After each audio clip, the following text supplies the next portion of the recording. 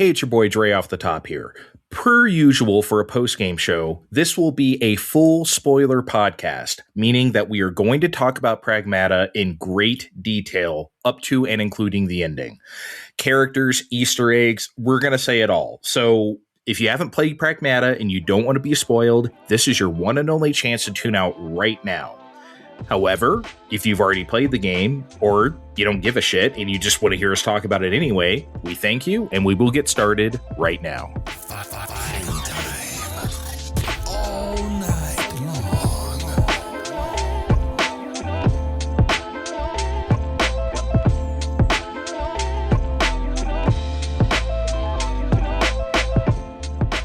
Hello, party people. Hello, Capcom people. It's your boy Dre, and I am here with my boy Steve. Ready. That's it. Oh wait, it's not a Mega Man game. Never mind. Oh my fucking god, Thrak, save me already. I legitimately wanted to go the entire episode without talking about this shit, but now we have to. Thrak is our guest. Now I'm for Hello. Clint. Hi, pragmatic people. Hello, Mega Man people. Hi, yes, I'm here. People. Yes, hi. I've been with Dre and I've been with Steve separately, so to have you two together is just lovely. Thank you. And also, I want to say a quick shout out. Thank you for letting me peek into the fine time shower before the episode. They didn't let me take a shower. I begged, but they at least let me look in there. So I thank you. Yeah, he saw the loofah. He saw the towel that Kevin's going to throw away and burn after he uses it one time. These fancy Canadians. Come on. You can reuse a towel. It's not going to kill you. You know what I would like to do? And I this is not an original thought because I've heard other people say this. If it wasn't extremely wasteful, I would love to wear brand new fresh ass socks like every day. Yeah. That would be amazing. There is nothing quite like the first time you put on socks. Especially a thick pair of wool socks, too. You know, I have one pair of wool socks, but they're ankle socks, which I don't like. I like crew socks. So, yeah, I'm not an ankle sock person. I'm actually wearing some wool socks right now. I'd show you, but we'd get demonetized. I'm allergic to wool socks. Please don't send them to me. Really? Do they make your feet turn like beet red or something? This is just like... Well, I remember the one time I got the sweater sent to me and my neck was like red, like... yeah. That's not good. That's not good. Yeah, I don't believe I'm allergic to wool, but like, some people are allergic to polyester, which is crazy because it's in so many things. Like, you can avoid cotton, but polyester is almost harder to avoid. The only thing I know I'm allergic to is amoxicillin, which is like an antibiotic. Yeah. I guess they gave it to me when I was a child, and my body hated it. So that's all I know, you know. The only thing I know I'm allergic to, and this could not be the case still because this was when I was a kid, the 2 times I had watermelon, I broke out into hives. Oh, I didn't really like the taste anyway, so it was no sweat off my back, but I just don't like watermelon. Make your racist jokes now. Let's talk about Pragmata. I wasn't touching it, but okay. You were thinking it. Don't deny you were thinking it. No, you want to know what I'm really thinking? If you guys are the big daddies, does that make me the little sister around here? Or since I live here, do I just live in the house? I would love to carry you on my back, Steve. I'm a pretty fat guy. I don't think that you can manage that. I will die trying. Oh my god. So talk about humongous entertainment anyway. Pragmata. Wow. I'm glad that landed. Thank you. Sometimes when you load up on Zencastr, they have like canned sound effects. There is a rim shot around here somewhere, but I don't know where it is. Otherwise, put it in post. Okay. I don't even have one. I'll play the drum bump that we play sometimes to go to the next big question, like this. Ooh, that was nice. Thank you. So Pragmata, this obviously had a very long development cycle. Do you guys remember when it was announced? I want to say it was at the PS5 reveal thing in like summer 2020, but I don't quite remember. And I even took the opportunity to rewatch that trailer, and boy, The things that made it from that trailer to this game and what necessarily didn't are interesting. Yeah, see, I haven't. Is it like really different? Is it like a Final Fantasy like versus 13 thing becoming 15? Is it like that different, or is it like? No, I mean, you know what they're going for. They're in the faux New York that we see eventually in the game. That we do see. They're running away from a robot. They get away from the robot, and then they end up on the moon. And Diana has a robot voice, not a person voice. Wow. And they're like talking about escaping. And I guess that's on theme too, but it's like, yeah, I guess you could see how these things eventually become the game we play, but it is not the same. It is very early in development. It was probably they just didn't have the gameplay loop down. That would be my guess. I mean, they had it till 2022. They had an idea, but I bet they didn't have any sort of anything. I bet it wasn't even really a game at that point, if you ask me. They had an idea and an aesthetic, but maybe that's kind of it. Because it was still in that era where companies were just announcing games. And then it's like, when's this coming out? And there's just a shrug emoji. They're like, it'll come out eventually. We seem to be past that now for the most part. But it was still kind of in the later periods of just people being like, oh, look at this game. It's coming out. Eventually get excited. And it's like, there's nothing to be excited about. It's just a mountain. Yeah. Are we going to talk about Elder Scrolls 6 again? Because that's my favorite topic. We don't have to. Because I love making fun of that. I talk about it Thrak actually being a fine time listener. Thank you for listening. I'm sure every time you've heard us talk about Xbox, I bring that shit up every time. I can't just help about it. Every time. Yeah. I can't help it. It's funny. And then he off-roads and starts yelling. Yep. I don't really care that much about Elder Scrolls, really. So it's fine.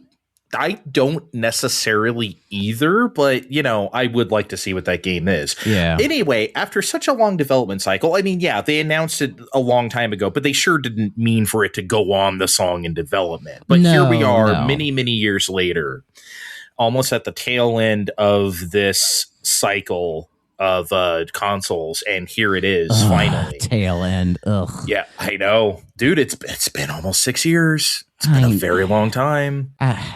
These consoles could last another 10 years. I think people will be fine. I don't know, man. Okay.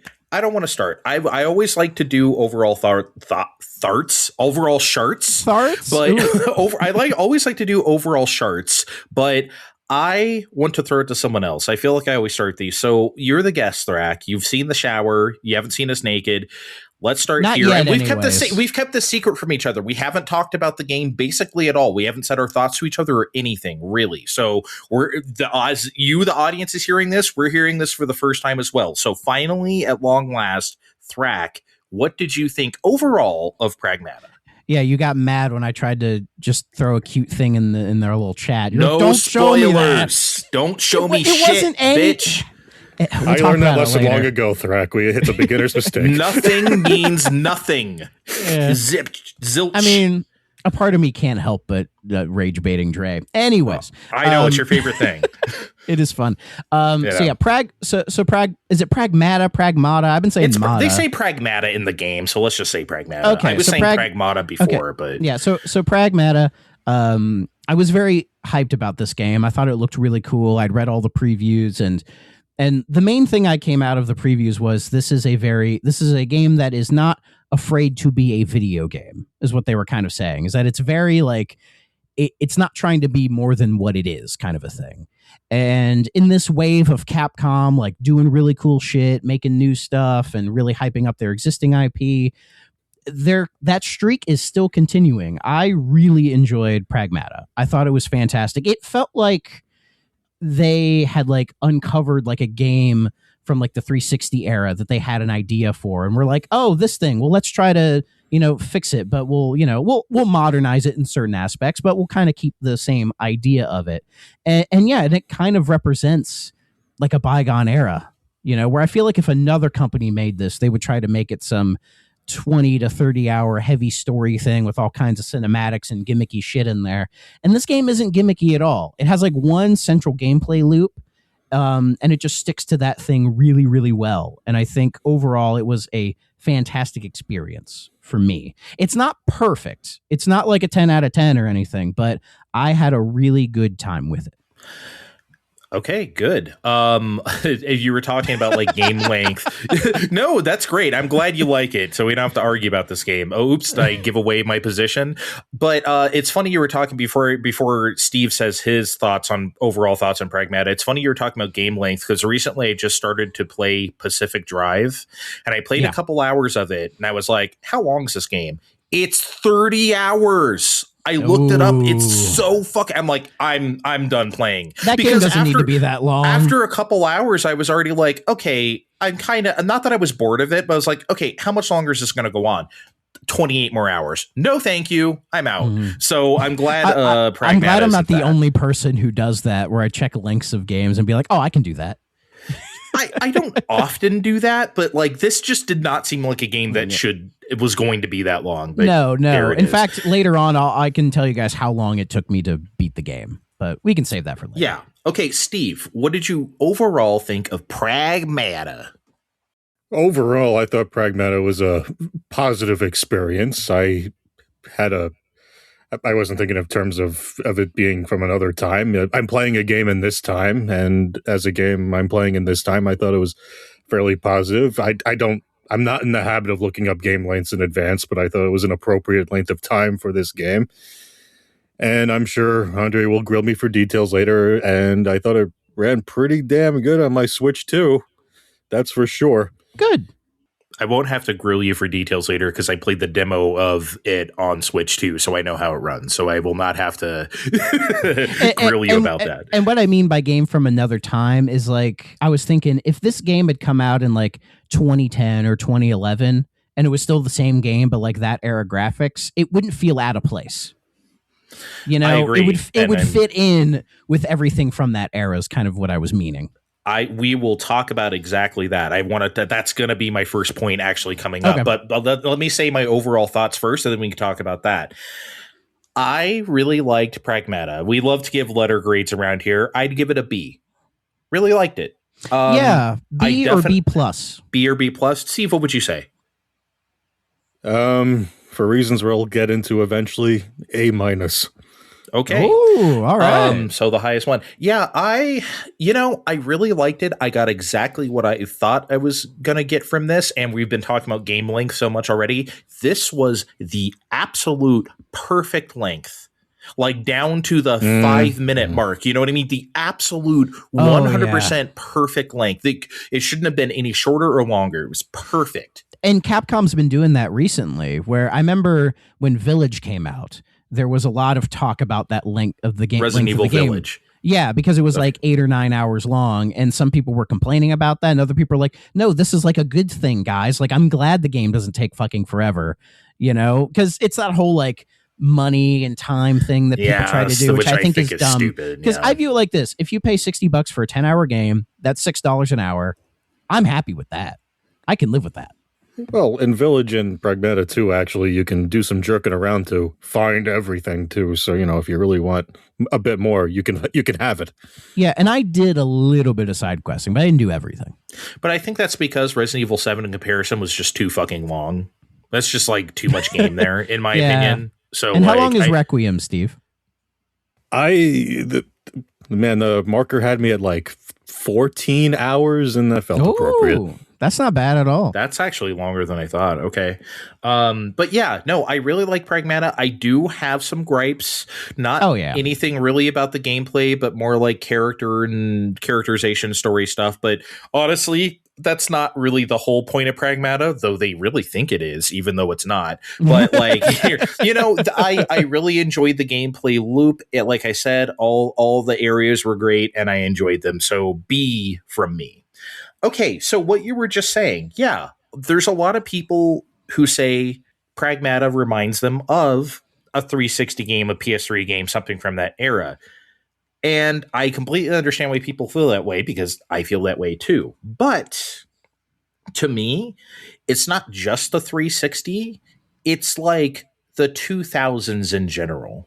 if you ask me. That's how I feel. So, okay, so of course my mind first goes to the Shinji Mikami stuff, product number 3, or Vanquish, right? Like the white, sterile, hot white, future space shit, right? Yeah, people were comparing this to Vanquish, and I was like, I honestly didn't see the comparison. I really You can see it didn't. Visually, yes, but like Vanquish is like that's this about where it ends. crazy high octane action game that's like a satire of stupid video games, right? Well, of course, but like visually you can see it, and visually you can see it from product number 3 as well. Of course, sure. But I also see a little bit of Lost Planet. I don't know if that makes me insane, or no, I can just see a little it. bit. I played a bit of Lost Planet. I still have to play Lost Planet. I'll say in the game club before you joined, we did play Lost Planet 1, so I was whelmed by it. But there was one game that everybody, yeah, it's fine. There was one game everybody was comparing this to, and I can see the comparisons to a degree, but not as much, and that's Dead Space. Yeah, there's definitely some Dead Space in here. Yes. I don't know if I'd go as far as calling it Dad Space, though.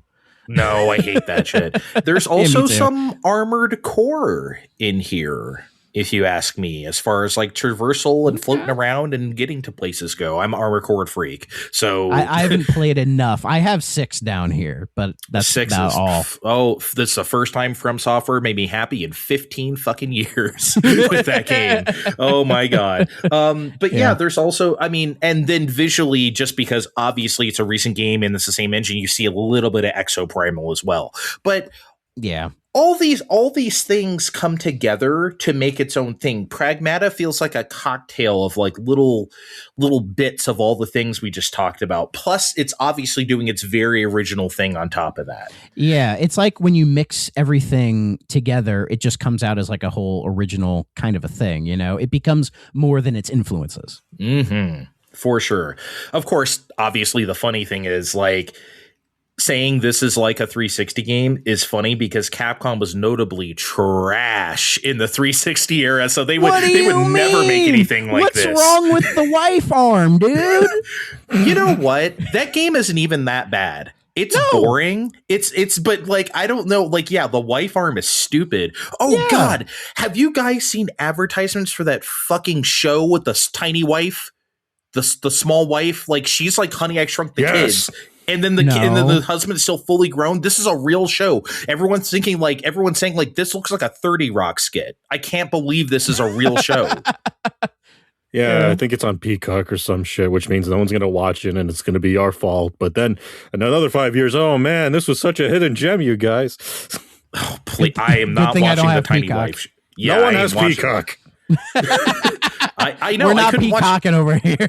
I couldn't watch the goddamn Spurs or whatever last night because it was on Peacock, and it's like, fuck you guys. Go Wolves. Can't even watch the goddamn NBA playoffs. So yeah, Steve, anything to note there? Do you agree? All these little snatches of things. I mean, if I played more snatches of those things, I'd probably agree more. But it's like, yep, I still need to play some Lost Planet and more Armored Core. And I'm like, yeah, I guess that tracks that you'd go backwards a bit and hope no one notices. But also it's a kind of game that I think we've been missing. And I think there's been a call to return to games like this that aren't just like the giant open worlds with a million icons and like games that just go on forever. I think people have been clamoring for just these like standard action adventure games that we used to rent from our local video stores back in the 2000s or 2010s. And I think Capcom is like, sure, why not? Like, let's do it. We have the resources to do it and we can, churn out all kinds of stuff. And it's great. And they've been making record profits these last few years. So it's like, it's working. And Pragmata has been selling. It's over 1 million copies already as of this recording, which, I mean, maybe talk about that. Did you guys expect this to take off? Steve, did you expect this? Because I did not really think so. I don't know. I figured to hear about 1 million in like a few months, not the first weekend. I think that's due to just Capcom's name being so in vogue right now that they're kind of one of the hot like developers, like with like you say FromSoft or Atlas or these other kind of devs who are just on a hot streak and with anything with their name attached to it's going to do well. And especially they were coming off of Requiem and Requiem has done very well also. So it just kind of makes sense they would ride that wave. And I imagine if Onimusha is this year as it's being, claimed, that'll probably do really well also. Capcom's they're just killing it right now. They're doing great. And they're also not afraid to do a Kunitsugami or even an Exoprimal, as you mentioned earlier. Yeah, that game didn't set the charts on fire, but we know between the three of us, we know exactly one person who likes this game. Do you guys know who? Who's Aaron? It's fucking Tommy. Tommy likes Pragmata? He loves Exoprimal. Oh, Exoprimal. Why does that not shock? He has the weirdest game taste. I don't know why he likes it so. Well, everyone just wanted Dino Crisis. We're documented for wanting to like Exoprimal. Oh, yeah. I never tried it. It just didn't interest me. Oh, we did. When the beta hit, we were gung-ho, and then we just came on the air. Kevin was out that week, and me and Steve just came on here. It's like, what happened? What happened? This was supposed to be good. When they first showed the trailer of the sky opening up and hundreds of dinosaurs pouring through, I came in the air. It's like, this is going to be the best game of all time. This is going to be how is this going to be bad? Sure enough, they found. They didn't call it Dino Crisis. That was the problem. I didn't fuck Dino Crisis. I just wanted to shoot a bunch of dinosaurs, and they just didn't let you do that. They just but they did have Cyber Guile. Yo, they did have Cyber Guile. Sure, why not? But yeah, I mean, funny. So I was going to say, Path of the Goddess, I really liked. That's a really cool. See, I haven't played it. I want to play it. I definitely want to play it. I played the demo, and then I messed with it when it was on Game Pass. I never beat it, but I really like it. I've been meaning to buy it at the right price and go through it because that loop is really fun for me. But yeah, it's funny we're talking about Exoprimal because isn't it strangely refreshing? It's like you said, it harkens back to a time. There's no feature creep. It's not super over systemed or whatever. It's not trying to do too much. Microtransactions. There's no excessive DLC. There's nothing of that sort. There was an amiibo for Steve to purchase. Yeah, I didn't know that amiibo existed until you took a picture of it. I'll just tell you all what it does now. It just drops in some weapons and items once per level when you show up. That's all. Okay, it doesn't give you any cute Diana stuff. No, and I'll tell you this for now too. I'm very disappointed that when you're in the hub or whatever, I can't scan in any of my other Capcom amiibo for cute outfits, which would have been the best thing. I can't have the Ryu Sakura duo outfits or the Monster Hunter feline outfit or any no fun allowed. There will only be spacesuit stuff. You can't have the Mega Man outfit and claim it's a Mega Man game. No Dr. Light Mega Man. No. I'm the one who's no fun. I hate shit like that. I hate goofy ass outfits and Resident Evil and shit. That shit drives me crazy. Oh, Chris Redfield is dressed up like Akuma. Fuck off. I don't want to. I mean, who cares? I don't know. You don't have to put them on, so it doesn't matter.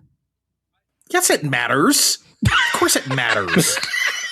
It makes him stronger. I don't want anyone else to like it. It fucking doesn't matter. Who the hell do you think you're talking to? I thought a reasonable man, but I guess not.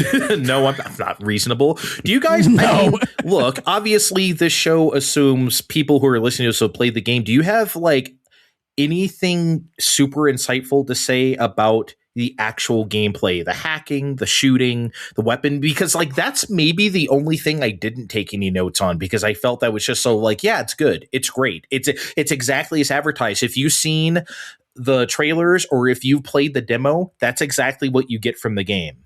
Yeah. So there's no real...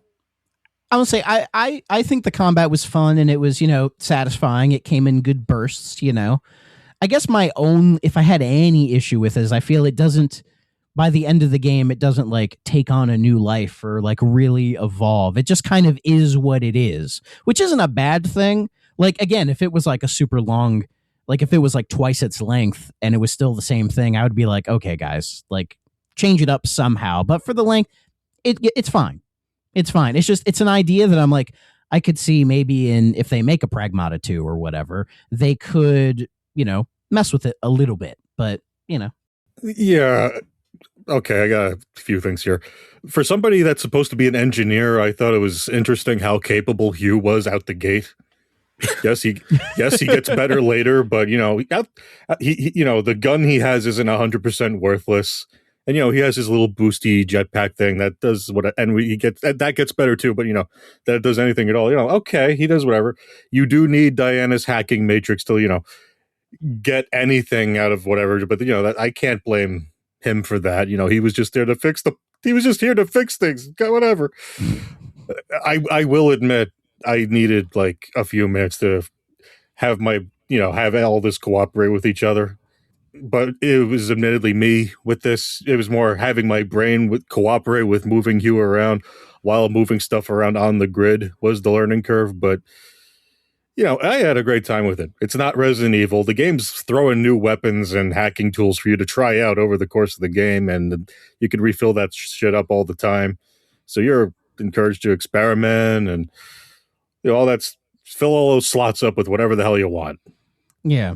And like a good action game, it encourages you to be aggressive with the combat as well. Like you can't just hide in the corner and just take pot shots. Like you have to get in there, especially if you're like me and you love the shockwave or the shotgun, where you'd hack stuff and then just barrel roll right in and just shoot them. Like that was always fun. I powered the shotgun up all the way the first thing. That's the only thing I fucking did. I spent all my points on that. It was so good. Well, I know Andre doesn't want to talk about Mega Man, but it does the thing that Mega Man X does, where you start out okay, but by the end you're a finely tuned killing machine if you're playing it right. Where by the end, like you got this down to a science. You and Diana are a finely honed machine that's gonna get the hell out of this base one way or the other, and you're not gonna get stopped. Well, that is something you like a lot, though, Steve. Isn't that why you like Kid Icarus? Because you start out as a piece of shit. I am a sucker for that gameplay loop. Yes. Yeah. So, I figured, that makes sense that you would like Metroid that. Has that too. Yes. Yeah. Yeah. I wish there was a little bit more juggling. Okay, so I'm trying to think of a fake scenario. There's the part near the end where you're on the sort of lift and you're going up to the space station. You're on there and some enemies come on there, right? Yeah. And you're fighting them off. What if also on top of that, you had to keep starting the elevator so it would move? What if every so often you had to do a little hack to the elevator column and then so it'd move again? Otherwise you'll just be stuck there. I wish there was a little more, a few more things like that, where you just had to besides the enemies, you had to hack little things also to keep things going. They gotta save that for Pragmata too. Dose it again. Well, I think there's a couple. There is a couple segments where you're on a big old lift. It starts going and then it stops. You fight a bunch of enemies and then you have to hack it to keep going up. But you have to clear the enemies before you can hack it to go up. Right. I wish it would happen while you're fighting. I wish there was one more ball in the air that you had to juggle. I would agree. And also, it's kind of weird. There's no melee at all. No. There's no kick or punch. It would have been nice, not necessarily to do damage, but to maybe when an enemy gets too close and you're trying to hack and you're like, shit, you could press a button and just push them away a little bit, but maybe doing that would reset your hack a little bit. So you'd have to do it again, that kind of thing. So you don't abuse it, but it would have been nice to have some kind of melee attack. Cause I'm just so used to it in these kind of games, not having anything was just a little weird, but an oh shit button, basically. Yeah. By the way, the scenario I presented, I'm not saying I wanted every encounter to be like that. There can be small ones, there can be big ones, but I think it would be better if there was a little more interesting if they had some other stuff going on instead of just here's 4 big guys at once. You know what I mean? Which is fine, but I think they could have tricked it up just a little bit more. But as it was, it kept my interest throughout the entire game. So obviously I can't complain too much. You're in line for one more fine time.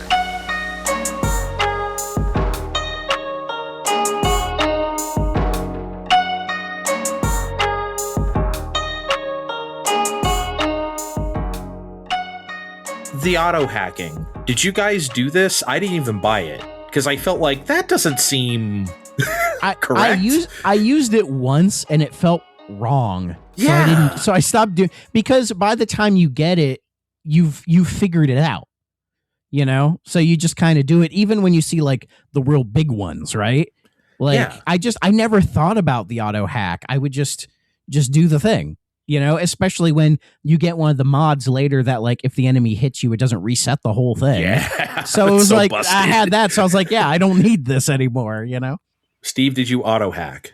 No, by the time, like you just said, by the time you get it, hacking has long since become part of your repertoire. I put most of my stat points into hacking things, so I don't want it to do it for me. So no.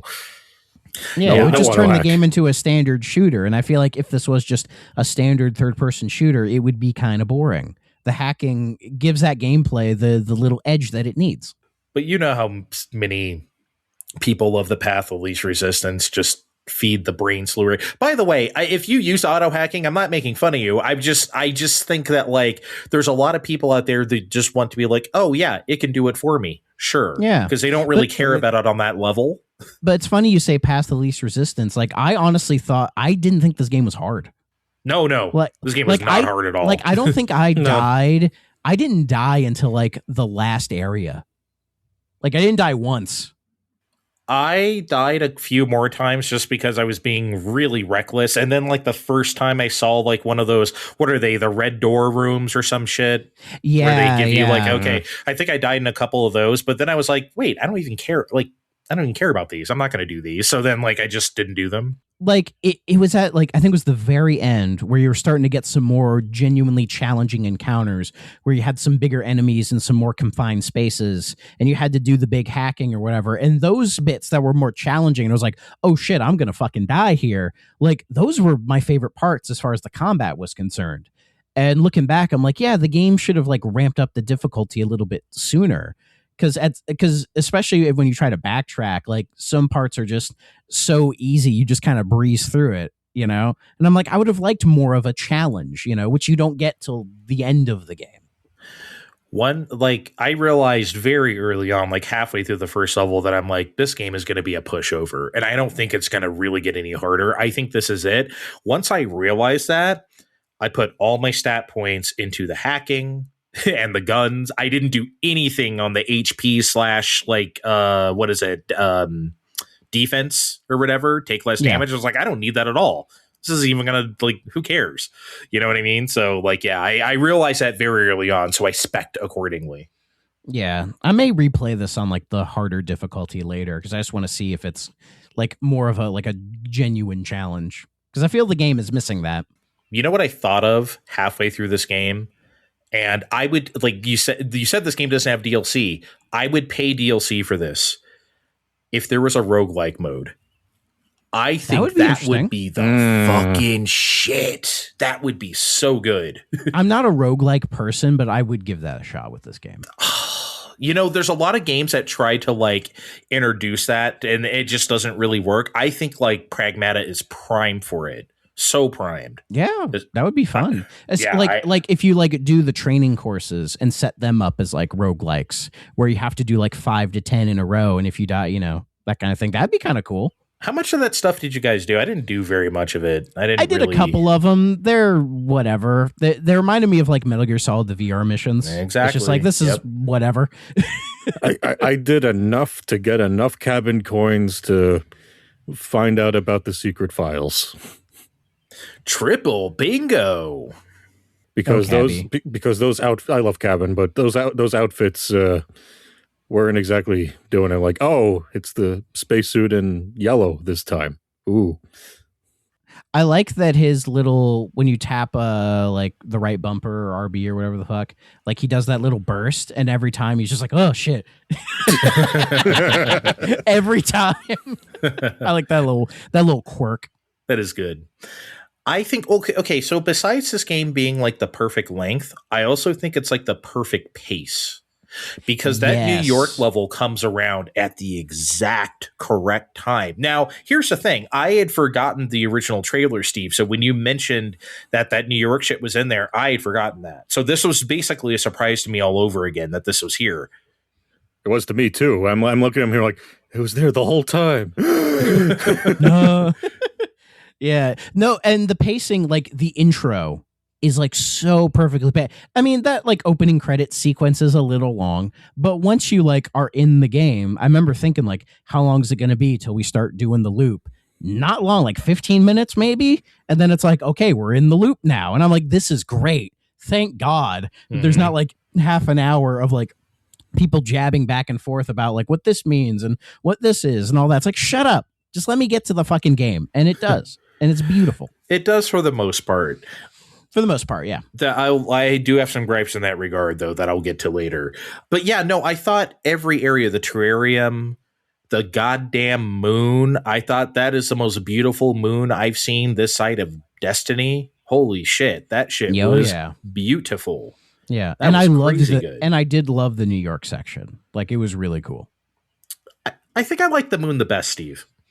The moon was pretty much the best area. I would agree. I got a question about the moon. Were stupid enough to try taking on the digger before you were supposed to? No, I wasn't going to do that shit.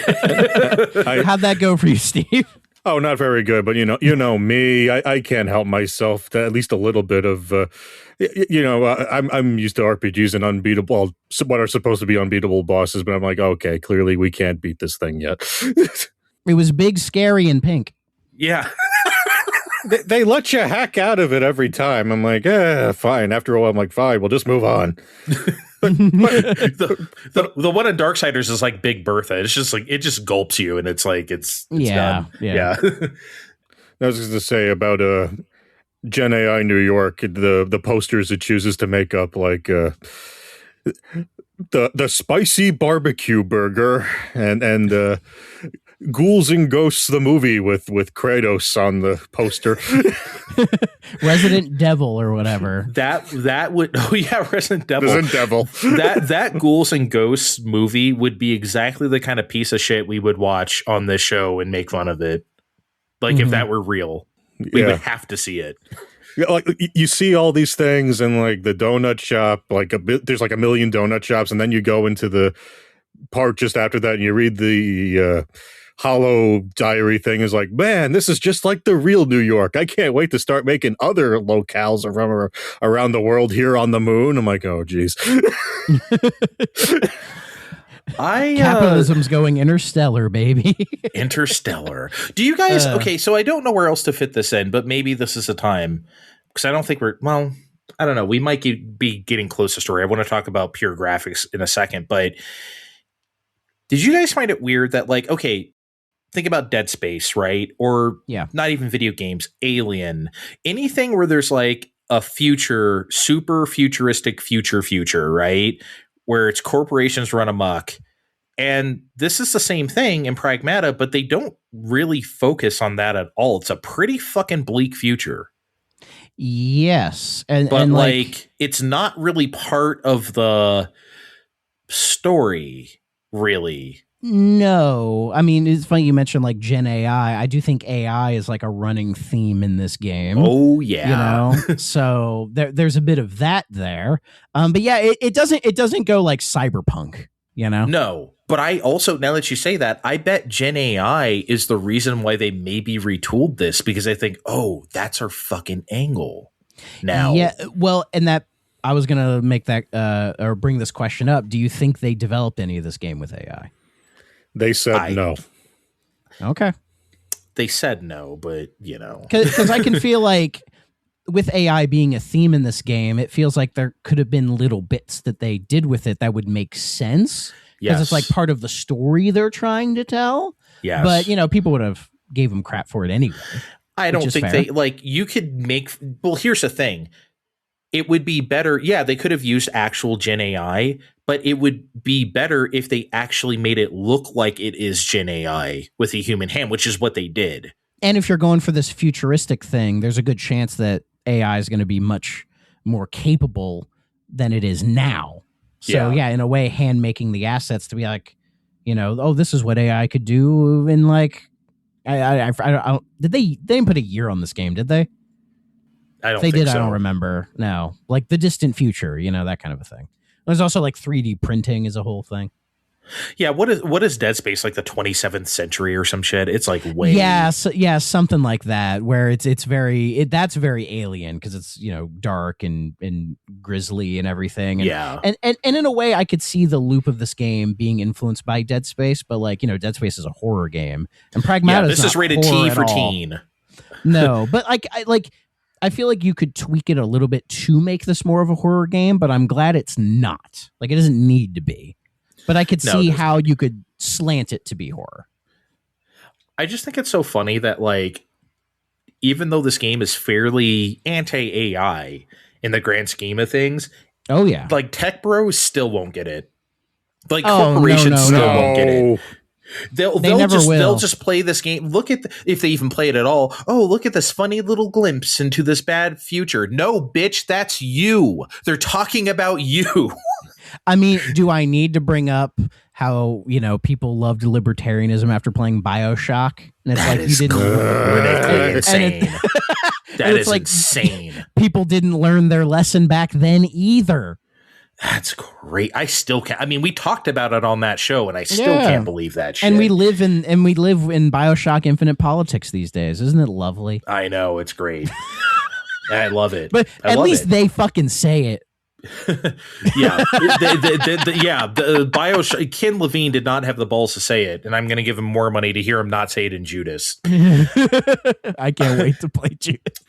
That's still coming out. So whatever. Before we get to like story stuff or characters or anything else you want to talk about, I just got to say something.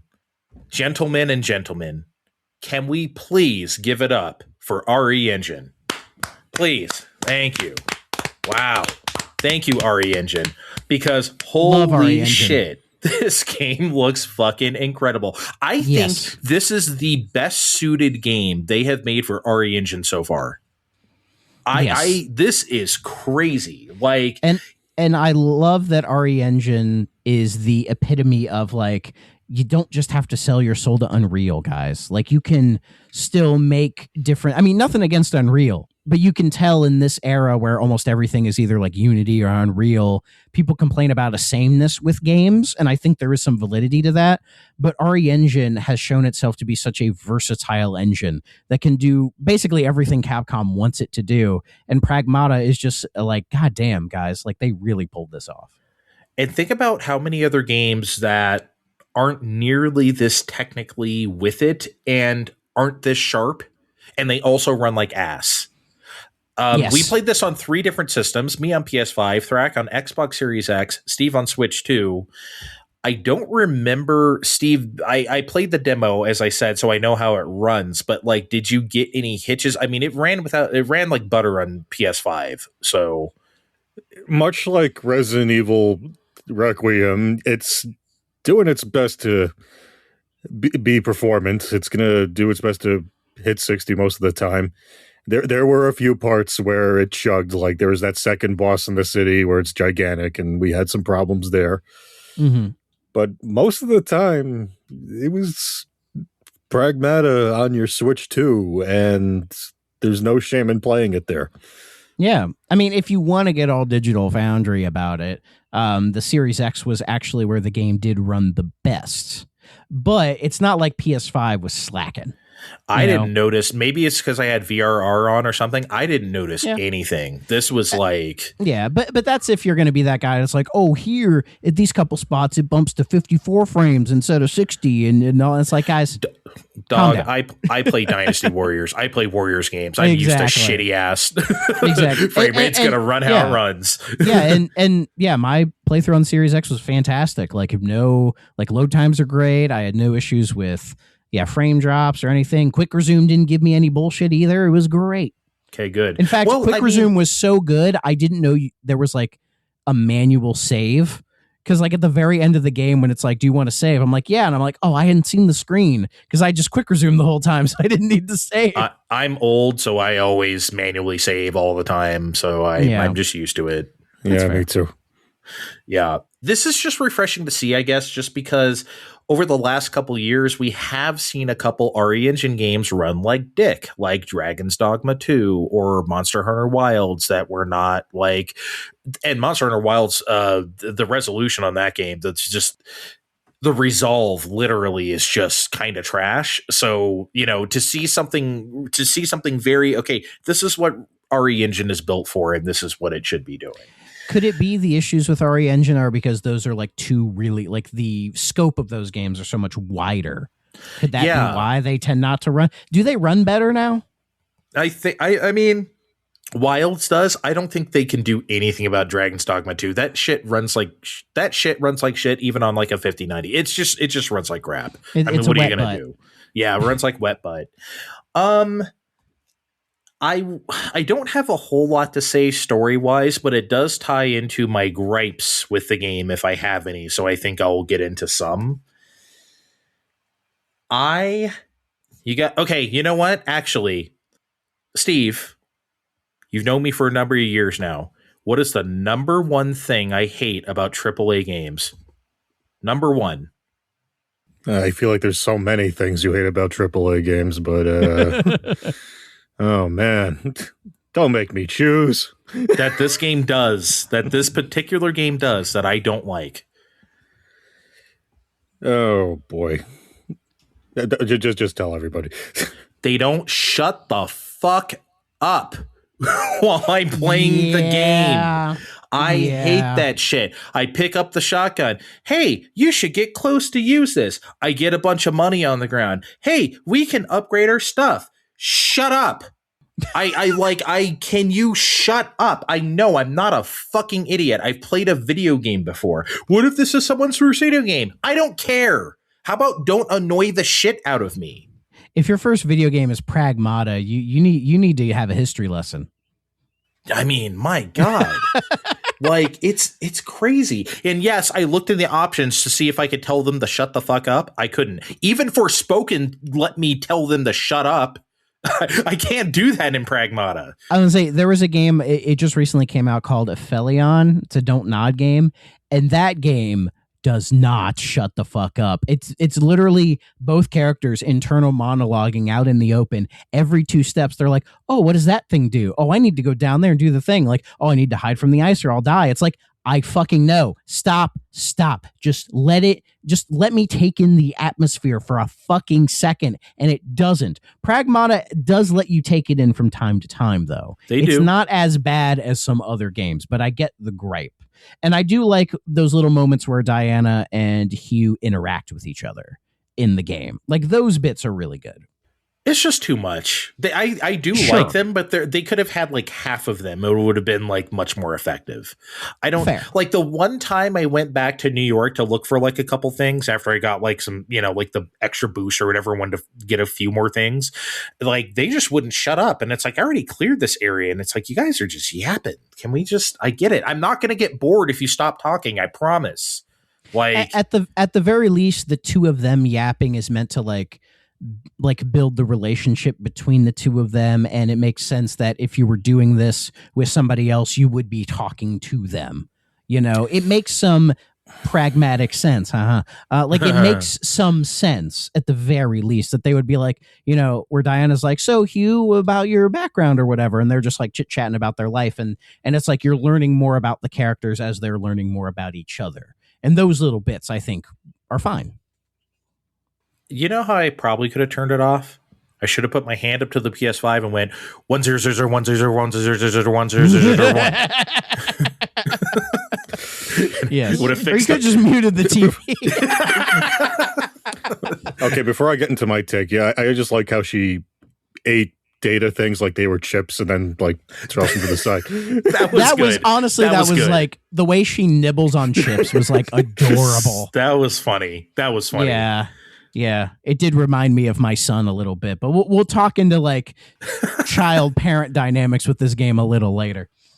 Right now, go ahead. I mean, no. I'll talk about it a little bit right now, because what I was getting a little bit reminded of was a little game we played last year, Donkey Kong Bonanza, where we had to escort Pauline down to the center of the earth. I don't know if Thrak finished that particular game yet. I kind of got bored with it. Yeah, a lot of Don't people blame got you. bored. Yeah. But, and I got a little bit of that here too, but I have a bit more attachment, but louder this time. I'm going to get personal on the air again. Yeah, Steve talked about Jesus a while ago. Now he's going to talk about his nieces. Praise be with you. That was about church, not about my nieces. I love my nieces. They got varying special needs, though, and it felt real to me with Diana playing this game. Yeah.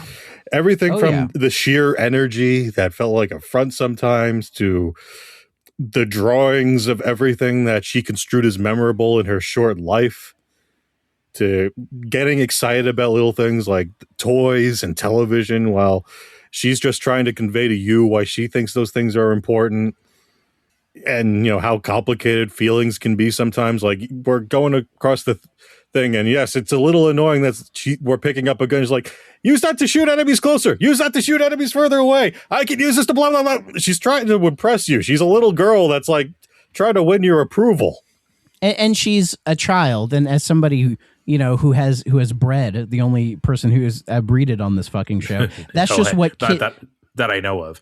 That you know of, yeah. That's what kids do. Like, that's what my son does. I have a little Thrak Jr. around here, and yeah, he doesn't shut the fuck up. He tells me everything about everything because that's what kids do, especially when they like you. They want to inform you of everything. So it does make sense to her character. Like, her character feels very much like a little kid who is just like, "Hey, Dad, look at this cool thing I did," or whatever. And yes, it does humanize her, in a way that, like, the game can give off uncanny valley vibes when you really think about it. But the best way I could compare her is, like, if you guys have ever watched Star Trek The Next Generation, she reminds me a lot of Data.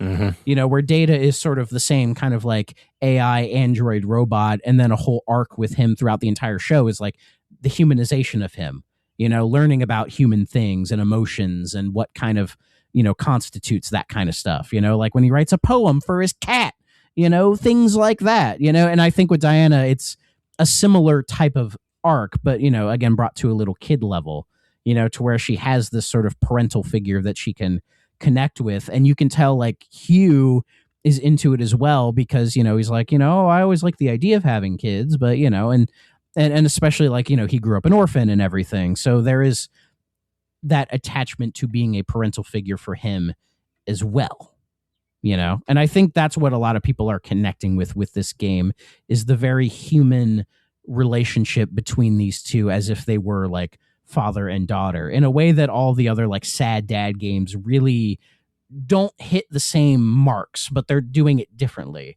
Like Last of Us, they're dysfunctional, but I think that's by design. And then, the whole God of War, again, it's a whole different dynamic of a relationship, but the Pragmata one feels the most relatable. I agree begrudgingly, even though I just don't need, when I die at a boss, I don't need her to backseat me. You know what I mean? Hey, this is what you did wrong. So like, man, I mean, from a practical video game aspect, I totally agree with you. But trust me, Dre, if you ever have a kid, this is what they will do. Please don't wish that on me. It's just it's an if, okay? That's up to you.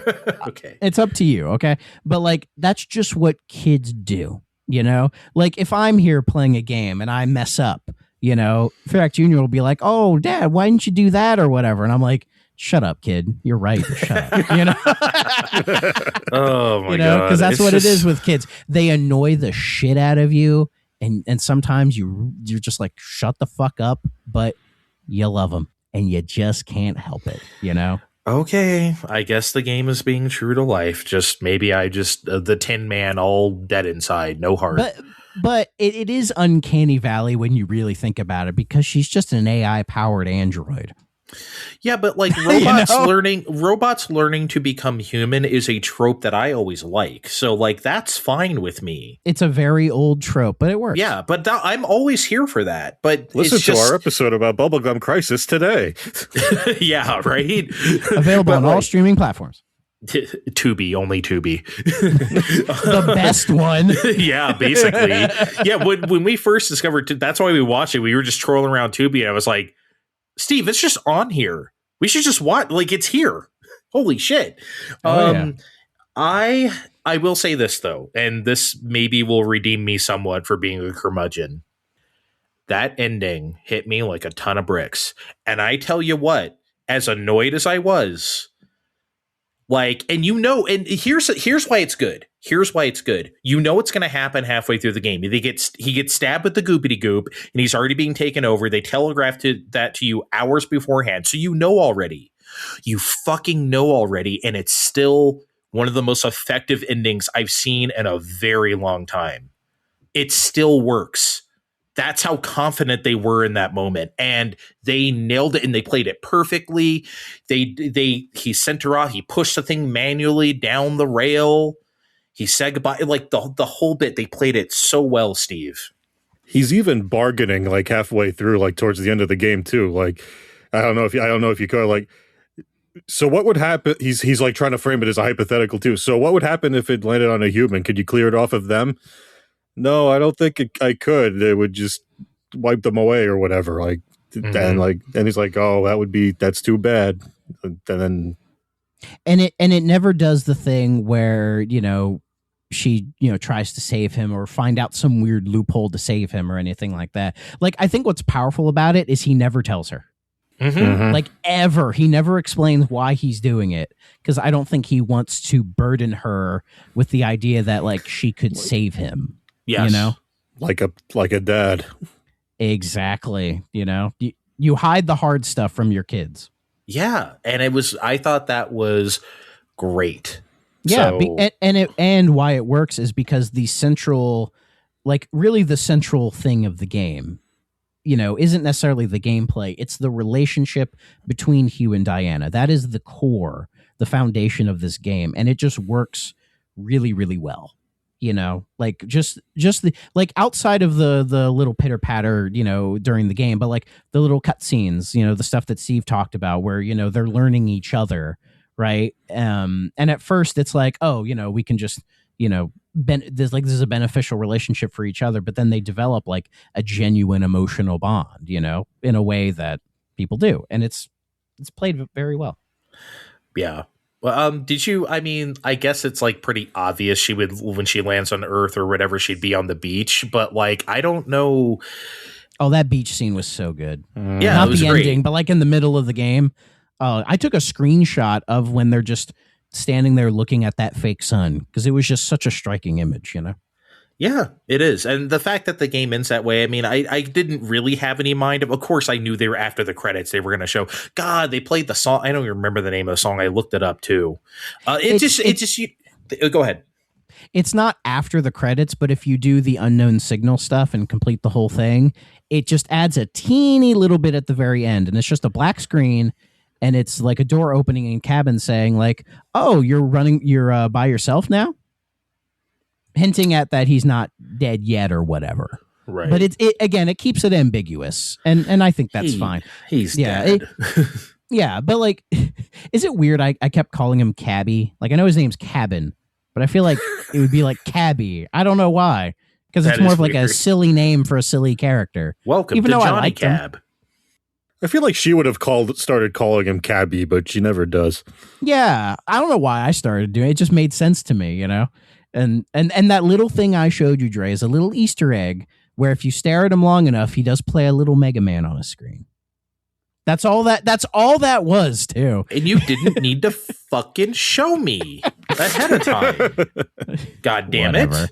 Whatever my fucking ass. So the one weird technical note, I thought it was weird that the last boss, like, the transformations, maybe they were just too much or something. They were video files at 30 frames a second, and like shittily encoded video files. Did you guys notice this? Like, maybe it wouldn't make that much difference on Switch 2.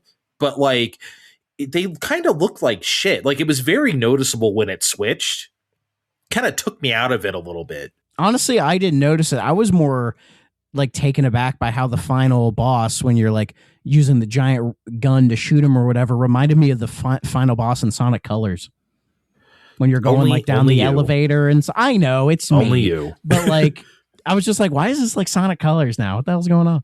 No, I thought that's great spectacle. I love that part. He's flying up the thing and you shooting him. I love when you ass spectacle. Yes, it is, and I love when games. Kirby is very good at this, where you have the real challenge, the actual last boss, and then you get to do a big spectacle thing that's easy. You know what I mean? They're not trying to challenge you anymore. You beat the game. Here's your final reward before like it's over. You know, I get to drive a Kirby semi into the final boss. It's amazing. Fuck. So fucking good. It's so good. Yeah. So I love when shit like that happens. Way too many Kirby games end on like a shmup for some reason. I don't know why they like to do that. But yeah, Steve, Spectacle, my favorite. Spectacle is your favorite, and yeah, you already nailed it. You got to kill your sister, and then oh no, Zombie Edis comes back. It doesn't matter. Shoot him. Just shoot him. Yeah, we didn't talk much about the whole 8 and Dr. Higgins stuff. I don't think there's really much to. I didn't really think it was that interesting, if you ask me. But it is kind of just like trying to explain why Diana is just kind of here. I guess so, but I honestly didn't need that much. I mean, of course, because people are people out there, and we have to compare things to Mega Man for some reason. There's a lot of people making like, oh, he's the Dr. Wily, and I'm like, bitch. No. I wish people would realize how much of a ripoff Mega Man is of Astro Boy. That shit is so Astro Boy, it hurts. It's like how they could have legitimately sued Capcom. That shit's such a ripoff. And so, like, and when I see stories like that, oh, my son or daughter died, so now I'm gonna make a thing. I mean, that's Astro Boy to me, but you know, what do I know? That's fair. I mean, I was just I wasn't going to say having fun. That's kind of that would make me sound like a sicko. I was you are a sicko, Steve. I was, well, not that kind of sicko. I was enjoying finding the story beats and figuring out why things are why they are because of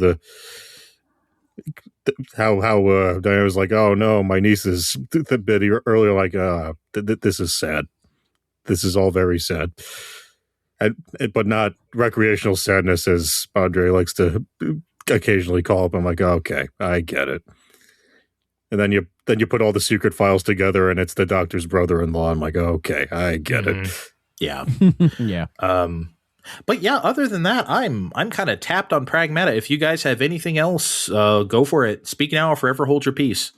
One thing I thought that was a little interesting was at one point, Hugh brings up like to Diana, like, you know, you have this big old coat, but like you're barefoot. Like, what the hell's going on? And she's like, oh, just like the whole floor is like a wireless charger. So you can just charge your thing everywhere. And I need it for my battery or whatever. I was like, huh, that was interesting. That was weird. Yeah. Unnecessary, but it's neat. Yeah. I mean, I could see like a futuristic space station. It just being like, oh yeah, the whole fucking floor and shit's a wireless charger. You can just lay your phone on a table and it'll charge. Like, yeah, sure. I mean, like, I'm already amazed by like the magnet stuff on an iPhone or whatever. You just kind of slap that bad boy on there, and I'm like, I'm charging the phone with this. Like, that's weird, right? So, yeah. Who knows what we'll have in the future, right? Yeah. So, hopefully, better games like this. I really hope so. Okay. I think that's it. That's a wrap on Pragmata. Thanks for joining us, Thrak. Again, I was going to say thank you, Steve, for joining me like you're a fucking guest, but you're not. You're a part of my time. How about thank you, Steve, for joining me? Ooh. We'll see about that. I feel the next time we're together, it's not going to be as positive. Yeah. You guys are going to play some shitty ass games. Check the description of this podcast to find Thrak's links to everything. The 3DO experience, Thrak Ops, all that type of shit. It's going to be in the description. You guys know the drill already. But until next time, bye. We'll catch you next time. This has been Fine Time.